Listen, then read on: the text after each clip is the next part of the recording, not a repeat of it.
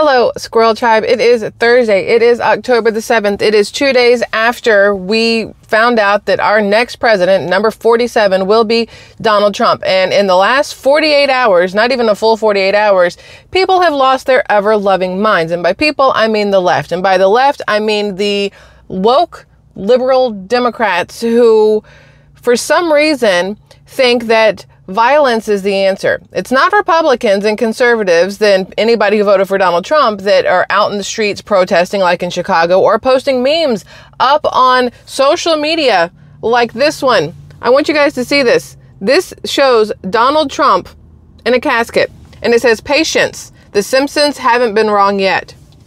They are calling for patience in hopes that soon Donald Trump will no longer be alive. That is absolutely crazy to me. No matter how much, y'all, I loathe Kamala Harris and Tim Walz, but between the two of them, not a fan at all, dislike both of them, probably wouldn't piss on them if they were on fire, that kind of thing. The posting of this, to have patience because hopefully the next president will die, y'all, that is just, I mean, that's a lot. That is wrong in my personal opinion. That is too far. There is such a thing as a line that should not be crossed. And posting patience, the Simpsons haven't been wrong so far, or however it was phrased, that's a whole foot over the line. Not even a whole toe, but an entire foot over the line, personal opinion. Now, the election was a landslide, y'all. It was a landslide. Donald Trump took that victory and just like pimp walked out with it. It was absolutely crazy. Here you had mainstream media convincing everybody that there was no way that Donald Trump could win, that everybody was for Kamala Harris, that it was gonna, the whole entire country was gonna turn blue. There's gonna be a blue wall, blah, blah, blah, blah, blah. That is not the case whatsoever. This is what our country looks like. That is predominantly red. That is the majority of Americans letting you know that what the Democrats stand for is no longer what they want. The blue cities there are, of course, larger, densely populated cities, which is why Kamala Harris got any electoral votes to begin with. But this should be a very good indication of how the majority of the citizens of the United States feel when it comes to not just our government, but the people also, between Kamala Harris and Donald Trump. Or maybe for some people it was between Tim Walz and JD Vance. Maybe that's what swayed their decision on if something happens to Kamala or something happens to Donald, who do we want in place of it? Do we want Tim Walz at the helm, or would we prefer JD Vance? And hello, that's clearly an obvious answer. JD Vance, who is a man of the people, versus Tim Walz, who is a man who likes children. There's a big difference there. So a lot of people may have voted on the JD Vance could be the next president aspect of it versus the Donald Trump will be the next president aspect of it. You know what I mean? But either way you look at it, the people have spoken. The majority of the people have spoken, and the majority of the people were tired of what we have seen for the last 4 years with the trashed economy, with, you know, housing prices through the roof, interest rates through the roof, the inflation in the grocery stores, gas prices,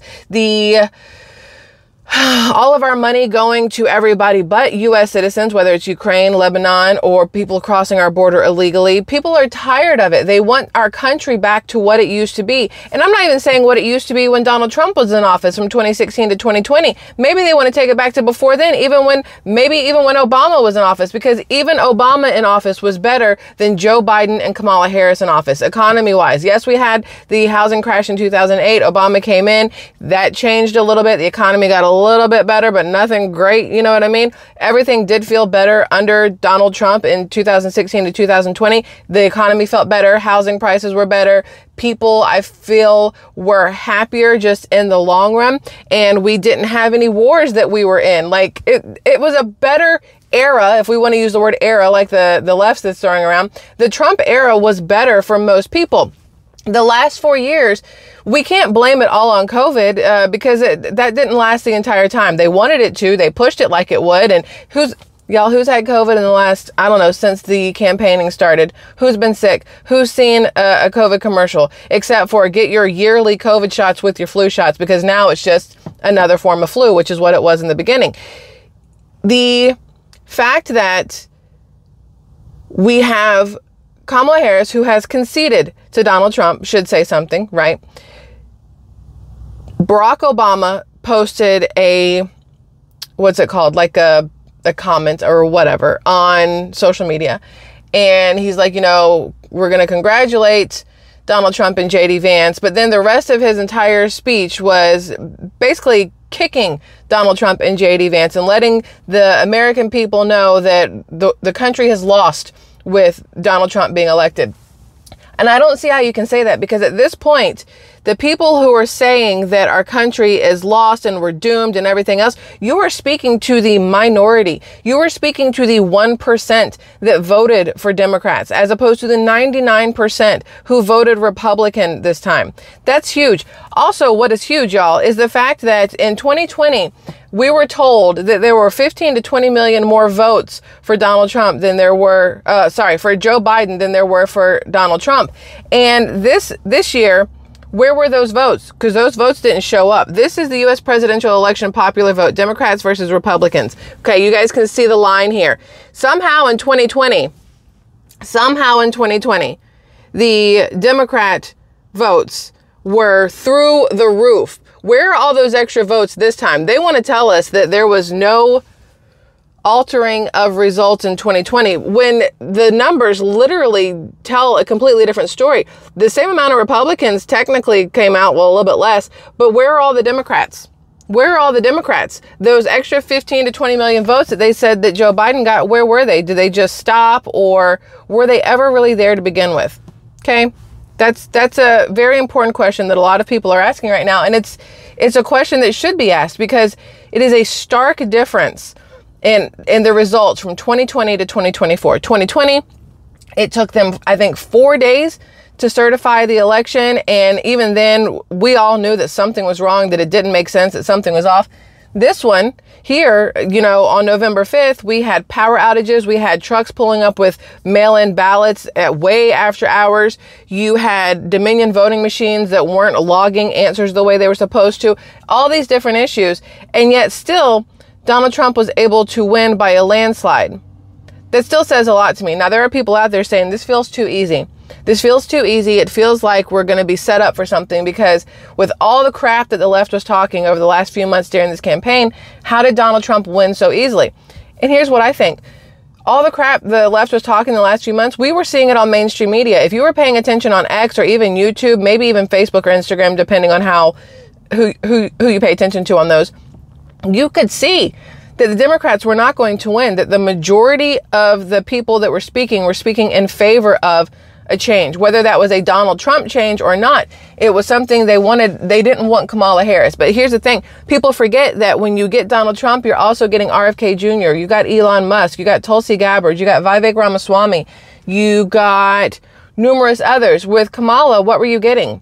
What were you getting? You weren't getting Joe Biden, dementia-riddled old man. You weren't getting him because they were going to hide him in a closet or a basement somewhere like they've been doing the last few months. You were going to get Obama, but how is that helpful? Because Barack Obama and Michelle Obama have turned into very angry, hateful people. They were not like that when they were in office, 2008 to 2016. They weren't like that. At least that's not how they portrayed themselves.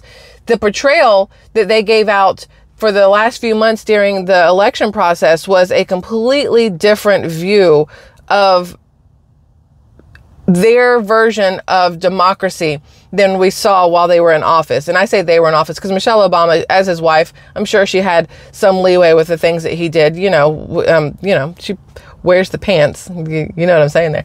But it's crazy to me that we have people losing their ever-loving mind right now that Donald Trump was put into office. You have AOC putting up videos that are going to cause people to lose their minds, like either self-harm. They said that there were a record, I think 2,300 suicides November 5th in the morning of November 6th.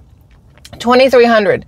Now, is that because Donald Trump won and the left has made the left people believe that under Donald Trump that somehow the United States is going to go straight to hell in a handbasket? Because That's not true. People seem to forget that Donald Trump was in office for 4 years, and all these things that the left are claiming are going to happen in the next 4 years did not at all happen in the 4 years that he was in office. So why would he suddenly decide to be a completely different president than he was for those 4 years? Nothing about that man has changed. Donald Trump has always been Donald Trump. Like him or love him, hate him or whatever, he has always been the same. He's very outspoken. He's very blunt. He speaks his mind. He knows things. He can have a conversation with you about things that have happened throughout his lifetime, not just in our country, but around the world. And Kamala Harris couldn't even have a conversation with you about what was happening in our country today. She had no idea. She couldn't give you any answers on anything. The left is going to destroy this country. And I don't even mean more like what they've done the last 4 years, obviously, with the economy and our borders and everything else. But unfortunately, what's happening now is it's going to be more of a mental decline. We saw how hard the Democrats pushed for division when it came to the LGBTQIA plus community, right?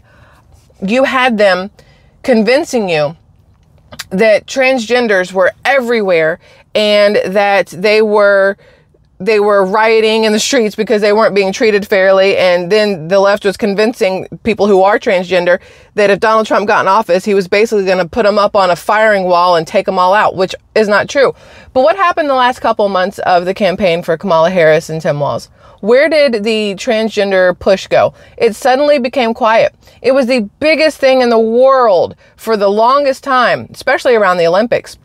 And then suddenly I feel like the left realized that they were really, really hurting their chances and they quit talking about it. It just poof, be gone. You don't really see it in TikToks and social media and in your face every single time you open your computer, your phone, or turn on your TV. And that's what it was for a very long time. The left now, you open up your computer, your phone, your iPad, your TV, whatever, and it's videos of white women, generally white women and white men, screaming and crying and losing their mind. You have white women now saying that they're not going to sleep with men for the next 4 years because of Trump and abortions. Well, okay. That's actually a positive because that means if you're not sleeping around, you're not going to get knocked up and need an abortion. So win-win. Plus, I don't really know very many Republican conservative men that want to sleep with batshit crazy left liberal women. So it's not really a threat to those men. And the men on your side that you would sleep with are over there crying in their Wheaties anyway, or probably their Frosted Flakes, because they're beta males. So the new push for it used to be no nut November for guys, right? No shave, whatever, for whenever. I don't remember what months. There's always something on a month, right? And now it's no sex 4 years of Trump. Okay, that's fine. I mean, who is that really hurting? Nobody. It keeps abortions down. It keeps unwanted pregnancies down. Maybe the transferring of STDs down. This feels like a win-win and less liberals procreating. You know, I don't really see the problem here. That's just me, my opinion on that. I want to show you guys a couple of things that I have saved here on X that I believe are very important. And we could do this later on in a live stream, but I want to do this real quick. So you had Democratic Representative Eric Swalwell told liberals not to go quiet and get loud and get active. Those are his words, get loud and get active. And this is what happened in Chicago immediately after that, within hours of that post. Well, that went away. Within hours of that post, you had the people in Chicago up in arms, literally, for, against Trump and for, not even for Kamala Harris, but they're against Trump. And this is all about pro-Palestinian and war and everything else. And it's like, do you not realize that under Donald Trump, there weren't wars? We weren't part of any wars. And these wars that are going on right now have been during the Biden-Harris administration. Now that Donald Trump is in office, you already have Putin reaching out on trying to find ways to stop the war between them and Ukraine. You're going to have Israel and Palestine and Gaza, all that issue. That will clear up much quicker too, because now you have countries out there who are going to listen to our our president, whereas Joe Biden did not have any leverage with anybody. He didn't scare anybody. Kamala Harris, she cackles all the time. Who is going to be intimidated by that? But Donald Trump, they know. They saw him for 4 years. They understand that he does not mess around. You know, FAFO, fuck around and find out. That's Donald Trump's almost motto, you would think. And these other world leaders, they know that. And they respect him way more than they ever respected Joe Biden, way more than they could ever respect Kamala Harris. And it's going to be evident in the next 4 years when the wars have stopped, when no new wars are started, and when our economy is better due to the conversations between countries. Having Democrats out there right now trying to incite violence against Donald Trump for whatever agenda it is, whether it's because they want pro-Palestinians out in rioting, or they want black women out in rioting because a black woman, Kamala Harris, didn't get elected, although it's been proven she's not a black female, whether they have gays out there rioting, although when Donald Trump was in office, gays could still get married. There was no issues there. The way the left has been pushing this hateful divide is absolutely crazy. And what's crazier to me is that the people on the left don't see it. They are so gullible and easily gaslit that they don't see what's going on. I have seen so many posts on Facebook about how now that Donald Trump is in office, there goes women's rights.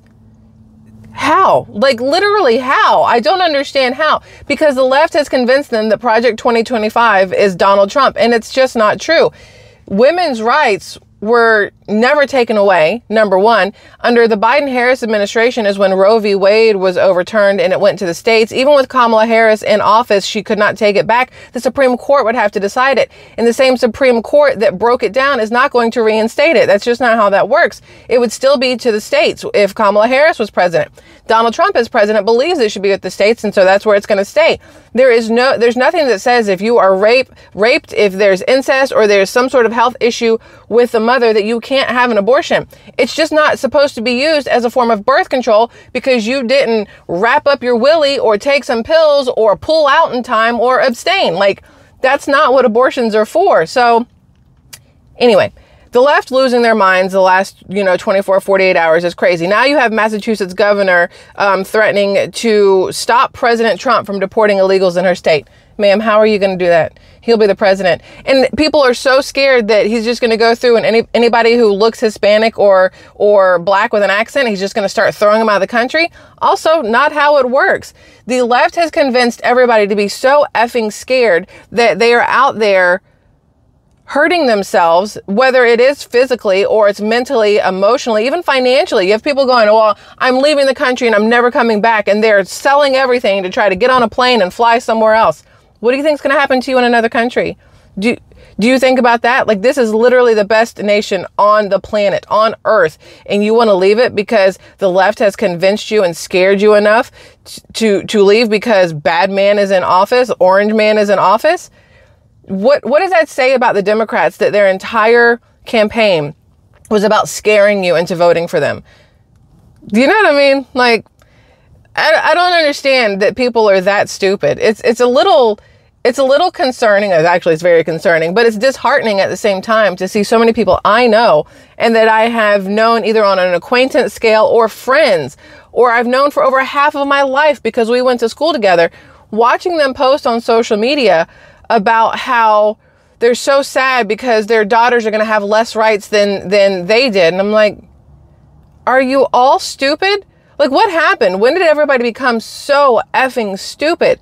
This just doesn't make sense to me. There's a lot going on. We're going to have more conversation later. But look at this. This is what's happening right now. You have these people in their cars and in their wherever. I'm in my car too. But losing their minds because Trump is president. This is mental health decline. The left is all about the decline of mental health. All of these people need help. They need mental, emotional help. Hopefully they can get it over the next 4 years, thanks to Donald Trump being in office and less hateful rhetoric and being pushed by the Democrats in office. Kamala Harris, Tim Walz, Joe Biden, everybody else like that, Barack Obama, Nancy Pelosi, what's her face, Hillary Clinton, all of them pushing this hateful rhetoric and trying to scare the crap out of lefties that a Republican win is going to be the demise of them. Like, oh my gosh, come on, people. Either sack up or at least get some sort of brain cells. Like, it is not as serious as y'all are making it. They're looking at the negative instead of the positive. They can't even look back from 2016 to 2020 to realize that everything they're saying right now did not occur to them in those years. So why would it suddenly happen now? Did you get deported in 2017? No. Was your gay marriage broken up? No. Was your interracial marriage broken up? No. Were you able to afford groceries? Yeah. Were you able to afford gas? Yeah. Could you take a vacation? Yeah. Were you able to get a house? Yeah. Okay, where's the negative? I'm just waiting for one that actually makes sense. Anyway, y'all, Squirrel Tribe, I love you. Thank you for letting me have my morning rant.